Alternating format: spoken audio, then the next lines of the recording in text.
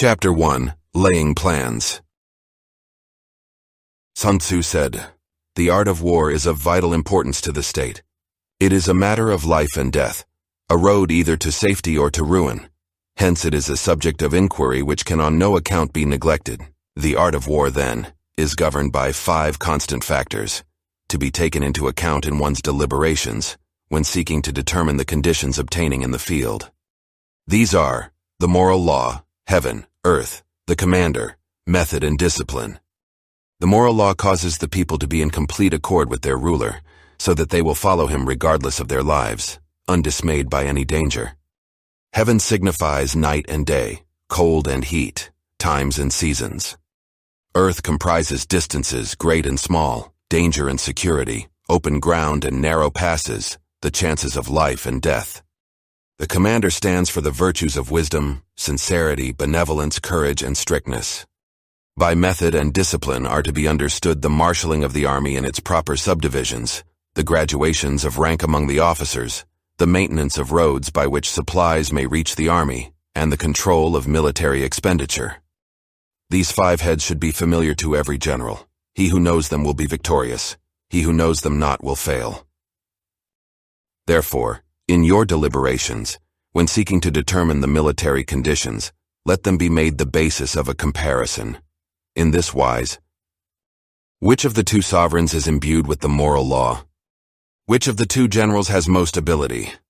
With whom lie the advantages derived from heaven and earth? On which side is discipline most rigorously enforced? Which army is stronger? On which side are officers and men more highly trained? In which army is there the greater constancy both in reward and punishment? By means of these 7 considerations, I can forecast victory or defeat. The general that hearkens to my counsel and acts upon it will conquer. Let such a one be retained in command. The general that hearkens not to my counsel nor acts upon it will suffer defeat. Let such a one be dismissed. While heeding the profit of my counsel, avail yourself also of any helpful circumstances over and beyond the ordinary rules. According as circumstances are favorable, one should modify one's plans. All warfare is based on deception. Hence, when able to attack, we must seem unable. When using our forces, we must seem inactive. When we are near, we must make the enemy believe we are far away. When far away, we must make him believe we are near. Hold out baits to entice the enemy, feign disorder and crush him. If he is secure at all points, be prepared for him. If he is in superior strength, evade him. If your opponent is of choleric temper, seek to irritate him. Pretend to be weak, that he may grow arrogant. If he's taking his ease, give him no rest. If his forces are united, separate them. Attack him where he is unprepared, appear where you are not expected. These military devices leading to victory must not be divulged beforehand. Now the general who wins a battle makes many calculations in his temple ere the battle is fought. The general who loses a battle makes but few calculations beforehand. Thus do many calculations lead to victory, and few calculations to defeat. How much more no calculation at all? It is by attention to this point that I can foresee who is likely to win or lose. Chapter 2. Waging War. Sun Tzu said, "In the operations of war, where there are in the field 1,000 swift chariots, as many heavy chariots, and 100,000 mail-clad soldiers, with provisions enough to carry them 1,000 li, the expenditure at home and at the front, including entertainment of guests, small items such as glue and paint, and some spent on chariots and armor, will reach the total of 1,000 ounces of silver per day. Such is the cost of raising an army of 100,000 men. When you engage in actual fighting, if victory is long in coming, then men's weapons will grow dull and their ardor will be damped. If you lay siege to a town, you will exhaust your strength. Again, if the campaign is protracted, the resources of the state will not be equal to the strain. Now, when your weapons are dulled, your ardor damped, your strength exhausted, and your treasure spent, other chieftains will spring up to take advantage of your extremity. Then no man, however wise, will be able to avert the consequences that must ensue. Thus, though we have heard of stupid haste in war, cleverness has never been seen associated with long delays. There is no instance of a country having benefited from prolonged warfare. It is only one who is thoroughly acquainted with the evils of war that can thoroughly understand the profitable way of carrying it on. The skillful soldier does not raise a second levy, neither are his supply wagons loaded more than twice. Bring war material with you from home, but forage on the enemy. Thus the army will have food enough for its needs.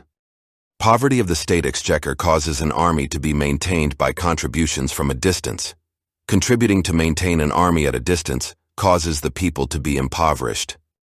On the other hand, the proximity of an army causes prices to go up, and high prices cause the people's substance to be drained away.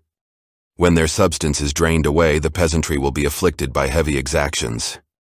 With this loss of substance and exhaustion of strength, the homes of the people will be stripped bare, and 3/10 of their income will be dissipated, while government expenses for broken chariots, worn-out horses, breastplates and helmets, bows and arrows, spears and shields, protective mantles, draft oxen and heavy wagons, will amount to 4/10 of its total revenue.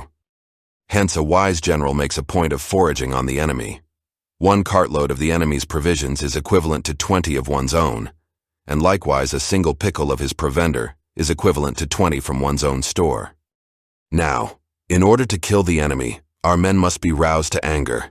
That there may be advantage from defeating the enemy, they must have their rewards. Therefore, in chariot fighting, when 10 or more chariots have been taken, those should be rewarded who took the first. Our own flags should be substituted for those of the enemy, and the chariots mingled and used in conjunction with ours. The captured soldiers should be kindly treated and kept. This is called using the conquered foe to augment one's own strength. In war, then, let your great object be victory, not lengthy campaigns. Thus it may be known that the leader of armies is the arbiter of the people's fate, the man on whom it depends whether the nation shall be in peace or in peril. Chapter 3. Attack by Stratagem. Sun Tzu said, "In the practical art of war, the best thing of all is to take the enemy's country whole and intact. To shatter and destroy it is not so good. So, too, it is better to capture an army entire than to destroy it, to capture a regiment, a detachment, or a company entire than to destroy them. Hence, to fight and conquer in all your battles is not supreme excellence. Supreme excellence consists in breaking the enemy's resistance without fighting. Thus, the highest form of generalship is to balk the enemy's plans. The next best is to prevent the junction of the enemy's forces. The next in order is to attack the enemy's army in the field, and the worst policy of all is to besiege walled cities. The rule is not to besiege walled cities if it can possibly be avoided.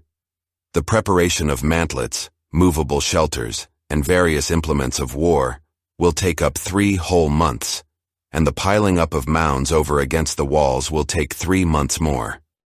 The general, unable to control his irritation, will launch his men to the assault like swarming ants, with the result that 1/3 of his men are slain, while the town still remains untaken. Such are the disastrous effects of a siege. Therefore, the skillful leader subdues the enemy's troops without any fighting. He captures their cities without laying siege to them. He overthrows their kingdom without lengthy operations in the field. With his forces intact, he will dispute the mastery of the empire, and thus, without losing a man, his triumph will be complete. This is the method of attacking by stratagem. It is the rule in war, if our forces are 10 to the enemy's 1 to surround him, if 5 to 1 to attack him, if twice as numerous, to divide our army into 2. If equally matched, we can offer battle. If slightly inferior in numbers, we can avoid the enemy. If quite unequal in every way, we can flee from him. Hence, though an obstinate fight may be made by a small force, in the end it must be captured by the larger force. Now the general is the bulwark of the state. If the bulwark is complete at all points, the state will be strong. If the bulwark is defective, the state will be weak. There are 3 ways in which a ruler can bring misfortune upon his army. By commanding the army to advance or to retreat, being ignorant of the fact that it cannot obey. This is called hobbling the army. By attempting to govern an army in the same way as he administers a kingdom, being ignorant of the conditions which obtain in an army. This causes restlessness in the soldiers' minds. By employing the officers of his army without discrimination, through ignorance of the military principle of adaptation to circumstances. This shakes the confidence of the soldiers. But when the army is restless and distrustful, trouble is sure to come from the other feudal princes. This is simply bringing anarchy into the army and flinging victory away. Thus we may know that there are 5 essentials for victory. He will win who knows when to fight and when not to fight. He will win who knows how to handle both superior and inferior forces. He will win whose army is animated by the same spirit throughout all its ranks. He will win who, prepared himself, waits to take the enemy unprepared. He will win who has military capacity and is not interfered with by the sovereign. Victory lies in the knowledge of these 5 points. Hence the saying, if you know the enemy and know yourself, you need not fear the result of 100 battles. If you know yourself but not the enemy, for every victory gained, you will also suffer a defeat. If you know neither the enemy nor yourself, you will succumb in every battle. Chapter 4. Tactical Dispositions. Sun Tzu said, "The good fighters of old first put themselves beyond the possibility of defeat, and then waited for an opportunity of defeating the enemy." To secure ourselves against defeat lies in our own hands, but the opportunity of defeating the enemy is provided by the enemy himself. Thus, the good fighter is able to secure himself against defeat, but cannot make certain of defeating the enemy. Hence the saying, one may know how to conquer without being able to do it. Security against defeat implies defensive tactics. Ability to defeat the enemy means taking the offensive. Standing on the defensive indicates insufficient strength, attacking a superabundance of strength. The general who is skilled in defense hides in the most secret recesses of the earth. He who is skilled in attack flashes forth from the topmost heights of heaven. Thus, on the one hand, we have ability to protect ourselves. On the other, a victory that is complete. To see victory only when it is within the ken of the common herd is not the acme of excellence. Neither is it the acme of excellence if you fight and conquer and the whole empire says, "Well done." To lift an autumn hair is no sign of great strength. To see the sun and moon is no sign of sharp sight. To hear the noise of thunder is no sign of a quick ear. What the ancients called a clever fighter is one who not only wins, but excels in winning with ease. Hence his victories bring him neither reputation for wisdom nor credit for courage. He wins his battles by making no mistakes. Making no mistakes is what establishes the certainty of victory, for it means conquering an enemy that is already defeated. Hence, the skillful fighter puts himself into a position which makes defeat impossible and does not miss the moment for defeating the enemy. Thus it is that in war the victorious strategist only seeks battle after the victory has been won, whereas he who is destined to defeat first fights and afterwards looks for victory. The consummate leader cultivates the moral law and strictly adheres to method and discipline. Thus it is in his power to control success. In respect of military method, we have firstly measurement, secondly estimation of quantity, thirdly calculation, fourthly balancing of chances, fifthly victory. Measurement owes its existence to earth, estimation of quantity to measurement, calculation to estimation of quantity, balancing of chances to calculation, and victory to balancing of chances. A victorious army opposed to a routed one is as a pound's weight placed in the scale against a single grain. The onrush of a conquering force is like the bursting of pent-up waters into a chasm, 1,000 fathoms deep. So much for tactical dispositions. Chapter 5. Energy. Sun Tzu said, "The control of a large force is the same in principle as the control of a few men. It is merely a question of dividing up their numbers." Fighting with a large army under your command is no wise different from fighting with a small one. It is merely a question of instituting signs and signals. To ensure that your whole host may withstand the brunt of the enemy's attack and remain unshaken, this is effected by maneuvers direct and indirect. That the impact of your army may be like a grindstone dashed against an egg, this is effected by the science of weak points and strong. In all fighting, the direct method may be used for joining battle, but indirect methods will be needed in order to secure victory. Indirect tactics, efficiently applied, are inexhaustible as heaven and earth, unending as the flow of rivers and streams. Like the sun and moon, they end but to begin anew. Like the four seasons, they pass away to return once more. There are not more than 5 musical notes, yet the combinations of these 5 give rise to more melodies than can ever be heard. There are not more than 5 primary colors, yet in combination they produce more hues than can ever been seen. There are not more than 5 cardinal tastes, yet combinations of them yield more flavors than can ever be tasted.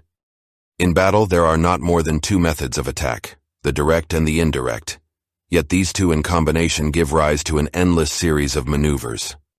The direct and the indirect lead onto each other in turn. It is like moving in a circle. You never come to an end. Who can exhaust the possibilities of their combination? The onset of troops is like the rush of a torrent which will even roll stones along in its course. The quality of decision is like the well-timed swoop of a falcon, which enables it to strike and destroy its victim. Therefore the good fighter will be terrible in his onset, and prompt in his decision. Energy may be likened to the bending of a crossbow, decision to the releasing of a trigger. Amid the turmoil and tumult of battle, there may be seeming disorder and yet no real disorder at all. Amid confusion and chaos, your array may be without head or tail, yet it will be proof against defeat. Simulated disorder postulates perfect discipline. Simulated fear postulates courage. Simulated weakness postulates strength. Hiding order beneath the cloak of disorder is simply a question of subdivision. Concealing courage under a show of timidity presupposes a fund of latent energy. Masking strength with weakness is to be effected by tactical dispositions. Thus, one who is skillful at keeping the enemy on the move maintains deceitful appearances, according to which the enemy will act. He sacrifices something, that the enemy may snatch at it. By holding out baits he keeps him on the march, then with a body of picked men he lies in wait for him. The clever combatant looks to the effect of combined energy, and does not require too much from individuals. Hence his ability to pick out the right men, and to utilize combined energy. When he utilizes combined energy, his fighting men become as it were like unto rolling logs or stones. For it is the nature of a log or stone to remain motionless on level ground, and to move when on a slope, if four-cornered, to come to a standstill, but if round-shaped, to go rolling down. Thus the energy developed by good fighting men is as the momentum of a round stone rolled down a mountain, thousands of feet in height. So much on the subject of energy. Chapter 6. Weak Points and Strong. Sun Tzu said, "Whoever is first in the field and awaits the coming of the enemy will be fresh for the fight. Whoever is second in the field and has to hasten to battle will arrive exhausted." Therefore the clever combatant imposes his will on the enemy, but does not allow the enemy's will to be imposed on him. By holding out advantages to him, he can cause the enemy to approach of his own accord, or by inflicting damage, he can make it impossible for the enemy to draw near. If the enemy is taking his ease, he can harass him. If well supplied with food, he can starve him out. If quietly encamped, he can force him to move. Appear at points which the enemy must hasten to defend. March swiftly to places where you are not expected. An army may march great distances without distress, if it marches through country where the enemy is not. You can be sure of succeeding in your attacks if you only attack places which are undefended. You can ensure the safety of your defense if you only hold positions that cannot be attacked. Hence that general is skillful in attack, whose opponent does not know what to defend, and he is skillful in defense whose opponent does not know what to attack. O divine art of subtlety and secrecy! Through you we learn to be invisible, through you inaudible, and hence we can hold the enemy's fate in our hands. You may advance and be absolutely irresistible, if you make for the enemy's weak points. You may retire and be safe from pursuit if your movements are more rapid than those of the enemy. If we wish to fight, the enemy can be forced to an engagement even though he be sheltered behind a high rampart and a deep ditch. All we need do is to attack some other place that he will be obliged to relieve. If we do not wish to fight, we can prevent the enemy from engaging us even though the lines of our encampment be merely traced out on the ground. All we need do is to throw something odd and unaccountable in his way. By discovering the enemy's dispositions and remaining invisible ourselves, we can keep our forces concentrated, while the enemy's must be divided. We can form a single united body, while the enemy must split up into fractions. Hence there will be a whole pitted against separate parts of a whole, which means that we shall be many to the enemy's few. And if we are able thus to attack an inferior force with a superior one, our opponents will be in dire straits. The spot where we intend to fight must not be made known, for then the enemy will have to prepare against a possible attack at several different points, and his forces being thus distributed in many directions, the numbers we shall have to face at any given point will be proportionately few. For should the enemy strengthen his van, he will weaken his rear. Should he strengthen his rear, he will weaken his van. Should he strengthen his left, he will weaken his right. Should he strengthen his right, he will weaken his left. If he sends reinforcements everywhere, he will everywhere be weak. Numerical weakness comes from having to prepare against possible attacks. Numerical strength from compelling our adversary to make these preparations against us. Knowing the place and the time of the coming battle, we may concentrate from the greatest distances in order to fight. But if neither time nor place be known, then the left wing will be impotent to succor the right equally impotent to succor the left, the van unable to relieve the rear, or the rear to support the van. How much more so if the furthest portions of the army are anything under 100 li apart, and even the nearest are separated by several li. Though according to my estimate the soldiers of UA exceed our own in number, that shall advantage them nothing in the matter of victory. I say then that victory can be achieved. Though the enemy be stronger in numbers, we may prevent him from fighting, scheme so as to discover his plans and the likelihood of their success. Rouse him and learn the principle of his activity or inactivity. Force him to reveal himself so as to find out his vulnerable spots. Carefully compare the opposing army with your own, so that you may know where strength is superabundant and where it is deficient. In making tactical dispositions, the highest pitch you can attain is to conceal them.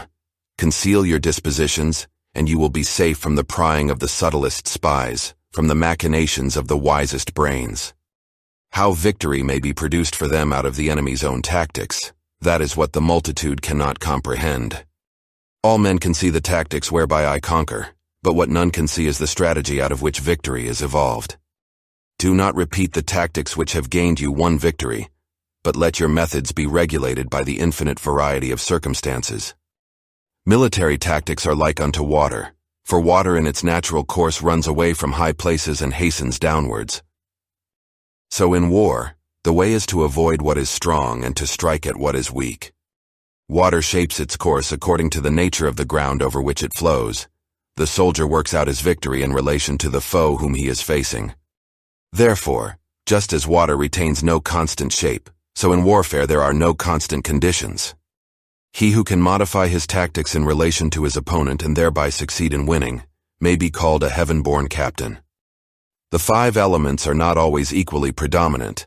The 4 seasons make way for each other in turn. There are short days and long. The moon has its periods of waning and waxing. Chapter 7. Maneuvering. Sun Tzu said, "In war, the general receives his commands from the sovereign. Having collected an army and concentrated his forces, he must blend and harmonize the different elements thereof before pitching his camp. After that comes tactical maneuvering, than which there is nothing more difficult. The difficulty of tactical maneuvering consists in turning the devious into the direct and misfortune into gain. Thus, to take a long and circuitous route, after enticing the enemy out of the way, and though starting after him, to contrive to reach the goal before him, shows knowledge of the artifice of deviation. Maneuvering with an army is advantageous, with an undisciplined multitude most dangerous. If you set a fully equipped army in march in order to snatch an advantage, the chances are that you will be too late. On the other hand, to detach a flying column for the purpose involves the sacrifice of its baggage and stores. Thus, if you order your men to roll up their buff coats and make forced marches without halting day or night, covering double the usual distance at a stretch, doing 100 li in order to wrest an advantage, the leaders of all your 3 divisions will fall into the hands of the enemy. The stronger men will be in front, the jaded ones will fall behind, and on this plan only 1/10 of your army will reach its destination. If you march 50 li in order to outmaneuver the enemy, you will lose the leader of your 1st division, and only half your force will reach the goal. If you march 30 li with the same object, 2/3 of your army will arrive. We may take it then that an army without its baggage train is lost, without provisions it is lost, without bases of supply it is lost.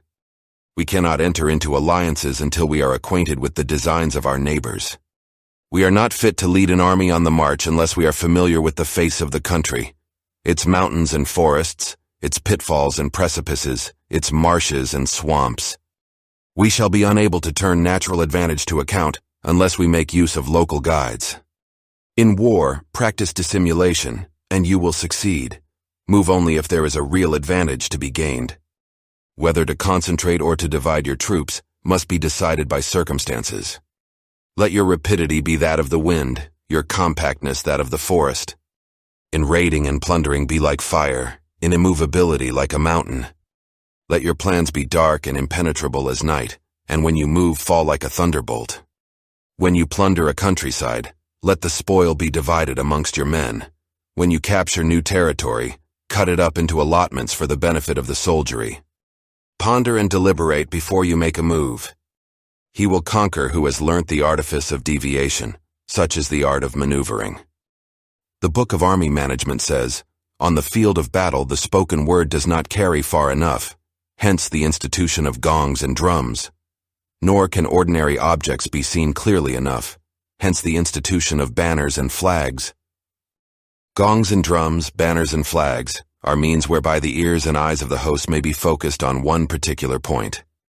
The host thus forming a single united body, it is impossible either for the brave to advance alone, or for the cowardly to retreat alone. This is the art of handling large masses of men. In night fighting, then, make much use of signal fires and drums, and in fighting by day of flags and banners, as a means of influencing the ears and eyes of your army. A whole army may be robbed of its spirit, a commander-in-chief may be robbed of his presence of mind. Now a soldier's spirit is keenest in the morning, by noonday it has begun to flag, and in the evening his mind is bent only on returning to camp. A clever general, therefore, avoids an army when its spirit is keen, but attacks it when it is sluggish and inclined to return. This is the art of studying moods.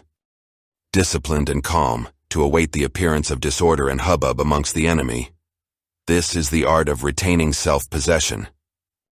To be near the goal while the enemy is still far from it, to wait at ease while the enemy is toiling and struggling, to be well fed while the enemy is famished. This is the art of husbanding one's strength. To refrain from intercepting an enemy whose banners are in perfect order, to refrain from attacking an army drawn up in calm and confident array. This is the art of studying circumstances. It is a military axiom not to advance uphill against the enemy, nor to oppose him when he comes downhill. Do not pursue an enemy who simulates flight. Do not attack soldiers whose temper is keen. Do not swallow bait offered by the enemy. Do not interfere with an army that is returning home.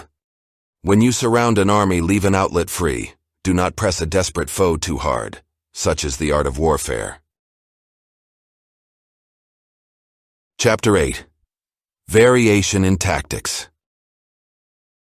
Sun Tzu said, in war the general receives his commands from the sovereign, collects his army and concentrates his forces. When in difficult country, do not encamp. In country where high roads intersect, join hands with your allies. Do not linger in dangerously isolated positions. In hemmed-in situations, you must resort to stratagem. In a desperate position, you must fight.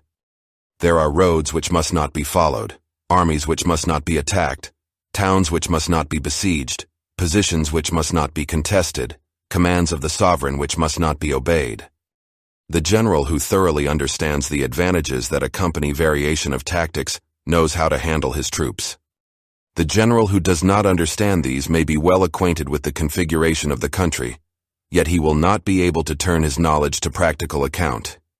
So the student of war who is unversed in the art of varying his plans, even though he be acquainted with the 5 advantages, will fail to make the best use of his men. Hence, in the wise leader's plans, considerations of advantage and of disadvantage will be blended together. If our expectation of advantage be tempered in this way, we may succeed in accomplishing the essential part of our schemes. If, on the other hand, in the midst of difficulties we are always ready to seize an advantage, we may extricate ourselves from misfortune. Reduce the hostile chiefs by inflicting damage on them, make trouble for them, and keep them constantly engaged. Hold out specious allurements and make them rush to any given point. The art of war teaches us to rely not on the likelihood of the enemy's not coming, but on our own readiness to receive him. Not on the chance of his not attacking, but rather on the fact that we have made our position unassailable. There are 5 dangerous faults which may affect a general. 1. Recklessness, which leads to destruction. 2. Cowardice, which leads to capture. 3. A hasty temper, which can be provoked by insults. 4. A delicacy of honor, which is sensitive to shame. 5. Over-solicitude for his men, which exposes him to worry and trouble. These are the 5 besetting sins of a general, ruinous to the conduct of war. When an army is overthrown and its leader slain, the cause will surely be found among these 5 dangerous faults. Let them be a subject of meditation. Chapter 9. The Army on the March. Sun Tzu said, "We come now to the question of encamping the army and observing signs of the enemy. Pass quickly over mountains and keep in the neighborhood of valleys. Camp in high places, facing the sun. Do not climb heights in order to fight. So much for mountain warfare. After crossing a river, you should get far away from it. When an invading force crosses a river in its onward march, do not advance to meet it in midstream. It will be best to let half the army get across, and then deliver your attack. If you are anxious to fight, you should not go to meet the invader near a river which he has to cross. Moor your craft higher up than the enemy and facing the sun. Do not move upstream to meet the enemy. So much for river warfare. In crossing salt marshes, your sole concern should be to get over them quickly, without any delay. If forced to fight in a salt marsh, you should have water and grass near you, and get your back to a clump of trees. So much for operations in salt marshes. In dry, level country, take up an easily accessible position with rising ground to your right and on your rear, so that the danger may be in front and safety lie behind. So much for campaigning in flat country. These are the 4 useful branches of military knowledge which enabled the Yellow Emperor to vanquish 4 several sovereigns. All armies prefer high ground to low and sunny places to dark. If you are careful of your men and camp on hard ground, the army will be free from disease of every kind, and this will spell victory. When you come to a hill or a bank, occupy the sunny side, with the slope on your right rear. Thus you will at once act for the benefit of your soldiers, and utilize the natural advantages of the ground. When, in consequence of heavy rains up country, a river which you wish to ford is swollen and flecked with foam, you must wait until it subsides. Country in which there are precipitous cliffs with torrents running between, deep natural hollows, confined places, tangled thickets, quagmires and crevasses, should be left with all possible speed and not approached. While we keep away from such places, we should get the enemy to approach them. While we face them, we should let the enemy have them on his rear. If in the neighborhood of your camp there should be any hilly country, ponds surrounded by aquatic grass, hollow basins filled with reeds, or woods with thick undergrowth, they must be carefully routed out and searched. For these are places where men in ambush or insidious spies are likely to be lurking. When the enemy is close at hand and remains quiet, he is relying on the natural strength of his position. When he keeps aloof and tries to provoke a battle, he is anxious for the other side to advance. If his place of encampment is easy of access, he is tendering a bait. Movement amongst the trees of a forest shows that the enemy is advancing. The appearance of a number of screens in the midst of thick grass means that the enemy wants to make us suspicious. The rising of birds in their flight is the sign of an ambuscade. Startled beasts indicate that a sudden attack is coming. When there is dust rising in a high column, it is the sign of chariots advancing. When the dust is low but spread over a wide area, it betokens the approach of infantry. When it branches out in different directions, it shows that parties have been sent to collect firewood. A few clouds of dust moving to and fro signify that the army is encamping. Humble words and increased preparations are signs that the enemy is about to advance. Violent language and driving forward, as if to the attack, are signs that he will retreat. When the light chariots come out first and take up a position on the wings, it is a sign that the enemy is forming for battle. Peace proposals unaccompanied by a sworn covenant indicate a plot. When there is much running about and the soldiers fall into rank, it means that the critical moment has come. When some are seen advancing and some retreating, it is a lure. When the soldiers stand leaning on their spears, they are faint from want of food. If those who are sent to draw water begin by drinking themselves, the army is suffering from thirst. If the enemy sees an advantage to be gained and makes no effort to secure it, the soldiers are exhausted. If birds gather on any spot, it is unoccupied. Clamor by night betokens nervousness. If there is disturbance in the camp, the general's authority is weak. If the banners and flags are shifted about, sedition is afoot. If the officers are angry, it means that the men are weary. When an army feeds its horses with grain and kills its cattle for food, and when the men do not hang their cooking pots over the campfires, showing that they will not return to their tents, you may know that they are determined to fight to the death. The sight of men whispering together in small knots or speaking in subdued tones points to disaffection amongst the rank and file. Too frequent rewards signify that the enemy is at the end of his resources. Too many punishments betray a condition of dire distress. To begin by bluster, but afterwards to take fright at the enemy's numbers, shows a supreme lack of intelligence. When envoys are sent with compliments in their mouths, it is a sign that the enemy wishes for a truce. If the enemy's troops march up angrily and remain facing ours for a long time without either joining battle or taking themselves off again, the situation is one that demands great vigilance and circumspection. If our troops are no more in number than the enemy, that is amply sufficient. It only means that no direct attack can be made. What we can do is simply to concentrate all our available strength, keep a close watch on the enemy, and obtain reinforcements. He who exercises no forethought, but makes light of his opponents is sure to be captured by them. If soldiers are punished before they have grown attached to you, they will not prove submissive. And, unless submissive, they will be practically useless. If, when the soldiers have become attached to you, punishments are not enforced, they will still be useless. Therefore, soldiers must be treated in the first instance with humanity, but kept under control by means of iron discipline. This is a certain road to victory. If in training soldiers' commands are habitually enforced, the army will be well disciplined. If not, its discipline will be bad. If a general shows confidence in his men but always insists on his orders being obeyed, the gain will be mutual. Chapter 10. Terrain. Sun Tzu said, "We may distinguish 6 kinds of terrain, to wit, accessible ground, entangling ground, temporizing ground, narrow passes, precipitous heights, positions at a great distance from the enemy. Ground which can be freely traversed by both sides is called accessible. With regard to ground of this nature, be before the enemy in occupying the raised and sunny spots, and carefully guard your line of supplies. Then you will be able to fight with advantage. Ground which can be abandoned but is hard to reoccupy is called entangling.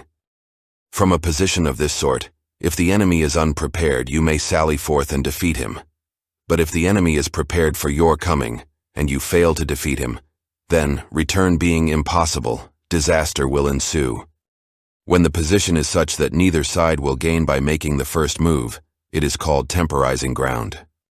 In a position of this sort, even though the enemy should offer us an attractive bait, it will be advisable not to stir forth, but rather to retreat, thus enticing the enemy in his turn. Then, when part of his army has come out, we may deliver our attack with advantage. With regard to narrow passes, if you can occupy them first, let them be strongly garrisoned and await the advent of the enemy. Should the enemy forestall you in occupying a pass, do not go after him if the pass is fully garrisoned, but only if it is weakly garrisoned. With regard to precipitous heights, if you are beforehand with your adversary, you should occupy the raised and sunny spots, and there wait for him to come up. If the enemy has occupied them before you, do not follow him but retreat and try to entice him away. If you are situated at a great distance from the enemy, and the strength of the 2 armies is equal, it is not easy to provoke a battle, and fighting will be to your disadvantage. These 6 are the principles connected with earth. The general who has attained a responsible post must be careful to study them. Now an army is exposed to 6 several calamities, not arising from natural causes, but from faults for which the general is responsible. These are flight, insubordination, collapse, ruin, disorganization, rout. Other conditions being equal, if one force is hurled against another 10 times its size, the result will be the flight of the former. When the common soldiers are too strong and their officers too weak, the result is insubordination. When the officers are too strong and the common soldiers too weak, the result is collapse. When the higher officers are angry and insubordinate, and on meeting the enemy give battle on their own account from a feeling of resentment, before the commander-in-chief can tell whether or not he is in a position to fight, the result is ruin. When the general is weak and without authority, when his orders are not clear and distinct, when there are no fixed duties assigned to officers and men, and the ranks are formed in a slovenly, haphazard manner, the result is utter disorganization. When a general, unable to estimate the enemy's strength, allows an inferior force to engage a larger one, or hurls a weak detachment against a powerful one, and neglects to place picked soldiers in the front rank, the result must be a rout. These are 6 ways of courting defeat, which must be carefully noted by the general who has attained a responsible post. The natural formation of the country is the soldier's best ally, but a power of estimating the adversary, of controlling the forces of victory, and of shrewdly calculating difficulties, dangers, and distances, constitutes the test of a great general. He who knows these things and in fighting puts his knowledge into practice will win his battles. He who knows them not, nor practices them, will surely be defeated. If fighting is sure to result in victory, then you must fight, even though the ruler forbid it. If fighting will not result in victory, then you must not fight even at the ruler's bidding. The general who advances without coveting fame, and retreats without fearing disgrace, whose only thought is to protect his country, and do good service for his sovereign, is the jewel of the kingdom. Regard your soldiers as your children, and they will follow you into the deepest valleys.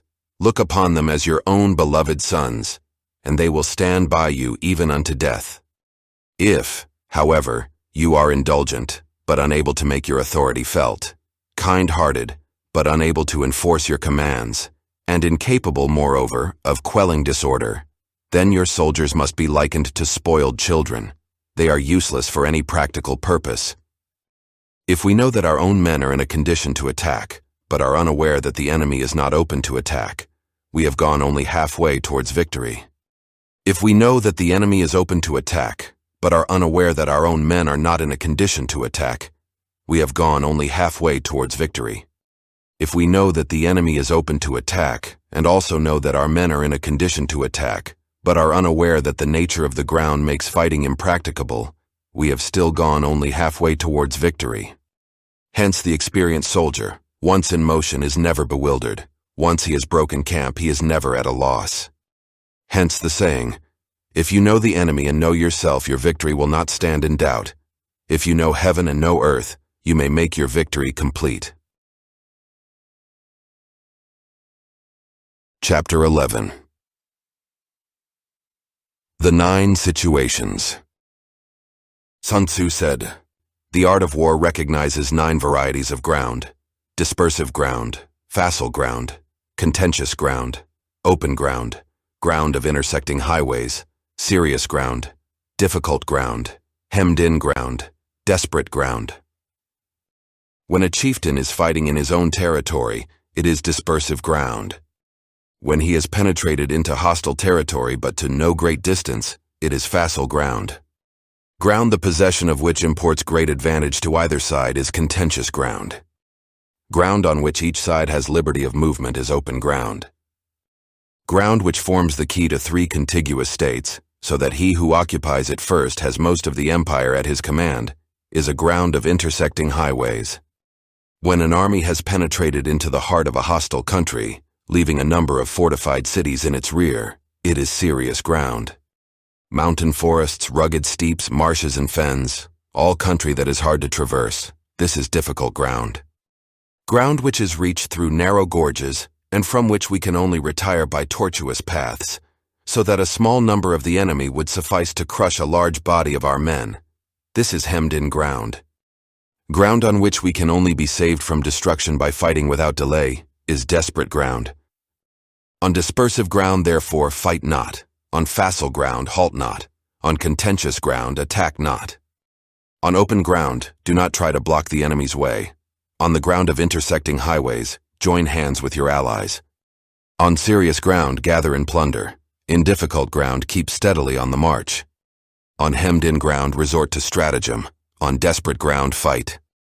Those who were called skillful leaders of old knew how to drive a wedge between the enemy's front and rear, to prevent cooperation between his large and small divisions, to hinder the good troops from rescuing the bad, the officers from rallying their men. When the enemy's men were scattered, they prevented them from concentrating. Even when their forces were united, they managed to keep them in disorder. When it was to their advantage, they made a forward move. When otherwise, they stopped still. If asked how to cope with a great host of the enemy in orderly array and on the point of marching to the attack, I should say, begin by seizing something which your opponent holds dear. Then he will be amenable to your will. Rapidity is the essence of war. Take advantage of the enemy's unreadiness, make your way by unexpected routes, and attack unguarded spots. The following are the principles to be observed by an invading force. The further you penetrate into a country, the greater will be the solidarity of your troops, and thus the defenders will not prevail against you. Make forays in fertile country in order to supply your army with food. Carefully study the well-being of your men, and do not overtax them. Concentrate your energy and hoard your strength. Keep your army continually on the move, and devise unfathomable plans. Throw your soldiers into positions whence there is no escape, and they will prefer death to flight. If they will face death, there is nothing they may not achieve. Officers and men alike will put forth their uttermost strength. Soldiers, when in desperate straits, lose the sense of fear. If there is no place of refuge, they will stand firm. If they are in hostile country, they will show a stubborn front. If there is no help for it, they will fight hard. Thus, without waiting to be marshaled, the soldiers will be constantly on the qui-vive. Without waiting to be asked, they will do your will. Without restrictions, they will be faithful. Without giving orders, they can be trusted. Prohibit the taking of omens and do away with superstitious doubts. Then, until death itself comes, no calamity need be feared. If our soldiers are not overburdened with money, it is not because they have a distaste for riches. If their lives are not unduly long, it is not because they are disinclined to longevity. On the day they are ordered out to battle, your soldiers may weep, those sitting up bedewing their garments, and those lying down letting the tears run down their cheeks. But let them once be brought to bay, and they will display the courage of a Chu or a Kuei. The skillful tactician may be likened to the Shuaijian. Now the Shuaijian is a snake that is found in the Chang Mountains. Strike at its head, and you will be attacked by its tail. Strike at its tail, and you will be attacked by its head. Strike at its middle, and you will be attacked by head and tail both. Asked if an army can be made to imitate the Shuaijian, I should answer, yes. For the men of Wu and the men of Yue are enemies, yet if they are crossing a river in the same boat and are caught by a storm, they will come to each other's assistance, just as the left hand helps the right. Hence it is not enough to put one's trust in the tethering of horses and the burying of chariot wheels in the ground. The principle on which to manage an army is to set up one standard of courage which all must reach. How to make the best of both strong and weak, that is a question involving the proper use of ground. Thus the skillful general conducts his army just as though he were leading a single man, willy-nilly, by the hand. It is the business of a general to be quiet and thus ensure secrecy, upright and just and thus maintain order. He must be able to mystify his officers and men by false reports and appearances, and thus keep them in total ignorance. By altering his arrangements and changing his plans, he keeps the enemy without definite knowledge. By shifting his camp and taking circuitous routes, he prevents the enemy from anticipating his purpose. At the critical moment, the leader of an army acts like one who has climbed up a height and then kicks away the ladder behind him. He carries his men deep into hostile territory before he shows his hand. He burns his boats and breaks his cooking pots. Like a shepherd driving a flock of sheep, he drives his men this way and that, and nothing knows whither he is going. To muster his host and bring it into danger. This may be termed the business of the general. The different measures suited to the 9 varieties of ground, the expediency of aggressive or defensive tactics, and the fundamental laws of human nature. These are things that must most certainly be studied. When invading hostile territory, the general principle is that penetrating deeply brings cohesion. Penetrating but a short way means dispersion. When you leave your own country behind and take your army across neighborhood territory, you find yourself on critical ground. When there are means of communication on all four sides, the ground is one of intersecting highways. When you penetrate deeply into a country, it is serious ground. When you penetrate but a little way, it is facile ground. When you have the enemy's strongholds on your rear and narrow passes in front, it is hemmed-in ground. When there is no place of refuge at all, it is desperate ground. Therefore, on dispersive ground, I would inspire my men with unity of purpose. On facile ground, I would see that there is close connection between all parts of my army. On contentious ground, I would hurry up my rear. On open ground, I would keep a vigilant eye on my defenses. On ground of intersecting highways, I would consolidate my alliances. On serious ground, I would try to ensure a continuous stream of supplies. On difficult ground, I would keep pushing on along the road. On hemmed-in ground, I would block any way of retreat. On desperate ground, I would proclaim to my soldiers the hopelessness of saving their lives. For it is the soldier's disposition to offer an obstinate resistance when surrounded, to fight hard when he cannot help himself, and to obey promptly when he has fallen into danger. We cannot enter into alliance with neighboring princes until we are acquainted with their designs.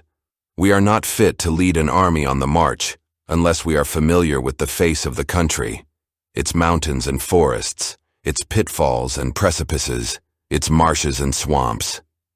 We shall be unable to turn natural advantages to account unless we make use of local guides.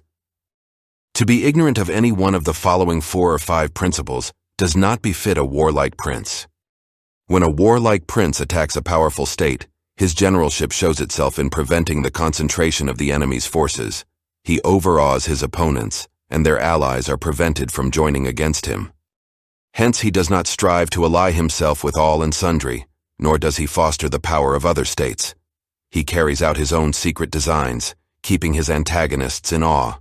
Thus he is able to capture their cities and overthrow their kingdoms. Bestow rewards without regard to rule, issue orders without regard to previous arrangements, and you will be able to handle a whole army as though you had to do with but a single man. Confront your soldiers with the deed itself. Never let them know your design. When the outlook is bright, bring it before their eyes, but tell them nothing when the situation is gloomy. Place your army in deadly peril and it will survive. Plunge it into desperate straits and it will come off in safety. For it is precisely when a force has fallen into harm's way that is capable of striking a blow for victory. Success in warfare is gained by carefully accommodating ourselves to the enemy's purpose. By persistently hanging on the enemy's flank, we shall succeed in the long run in killing the commander-in-chief. This is called ability to accomplish a thing by sheer cunning. On the day that you take up your command, block the frontier passes, destroy the official tallies, and stop the passage of all emissaries. Be stern in the council chamber so that you may control the situation. If the enemy leaves a door open, you must rush in. Forestall your opponent by seizing what he holds dear and subtly contrive to time his arrival on the ground. Walk in the path defined by rule and accommodate yourself to the enemy until you can fight a decisive battle. At first, then, exhibit the coyness of a maiden until the enemy gives you an opening. Afterwards, emulate the rapidity of a running hare, and it will be too late for the enemy to oppose you.